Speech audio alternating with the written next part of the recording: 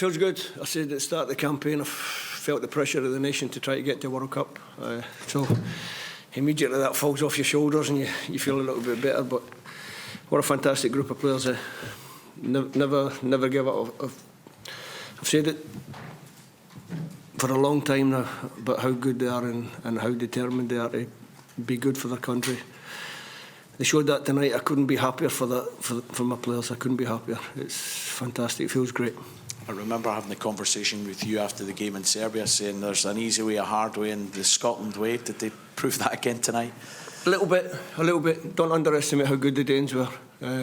Obviously, we had a really fast start, which was great. But everybody spoke about fast start, get the crowd on side. Unbelievable goal from Mr. McTominay. And then you've got that little mindset where they know they're winning. We ended up camped a little bit too much on the edge of our box. We allowed Denmark to probably control too much of the game. When we had the ball, we didn't use it well enough. Don't like to be critical of my players on that, but we didn't use the ball well enough, and we spoke about that at half time. But the second half started similar way. Obviously they got the penalty 1-1 and I had to make changes, and I'm thinking I have to go 2 up top because it worked quite well for us in Denmark. I knew at some stage tonight I'd probably have to go to 2 up top. It's one of the reasons why I started Linden, and thinking that Shea and Lawrence could come in and give us a different process up front. Get back 2-1, 10 men. You're thinking, nearly there. But obviously we weren't, because we conceded 2-2, and you're thinking, oh my God, what's next? But next was fantastic. We got grip of the game.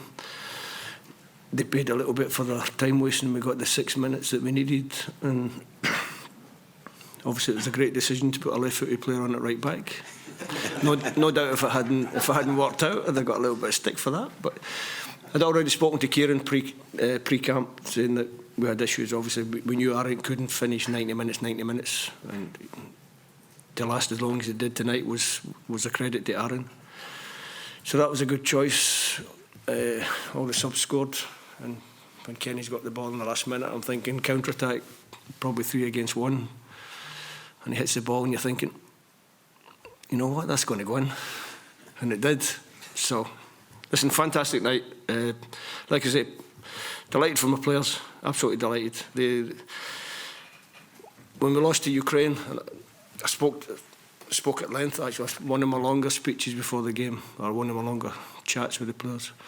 And we spoke at length about the journey. So Serbia, we talked it through, how we did it and how we felt. We talked about this. I drew a big sad face on the board and said how we spoke about Ukraine, how we felt. And obviously getting to the Euro 2024 was a high.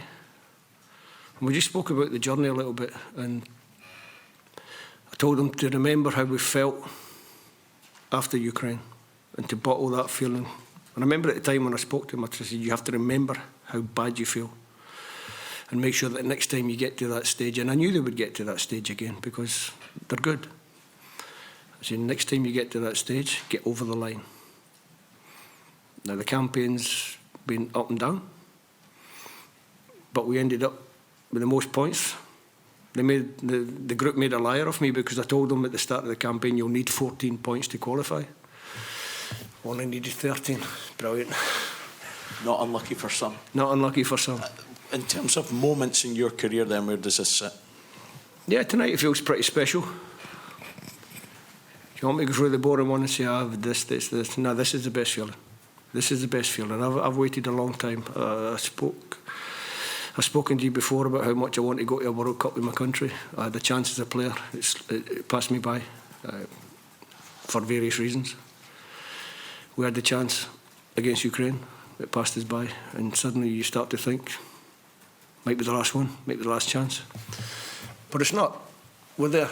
So yeah, fantastic moment. I feel great. I'm going to enjoy myself tonight and tomorrow night. And the night after that, it's actually great because I've now got 3 months where I can just enjoy myself. The lads have got to have a few beers tonight and then head back to their clubs, but I've got a little bit of time. So it's going to be good, and it's going to be a good Christmas in the Clarke household, I promise you.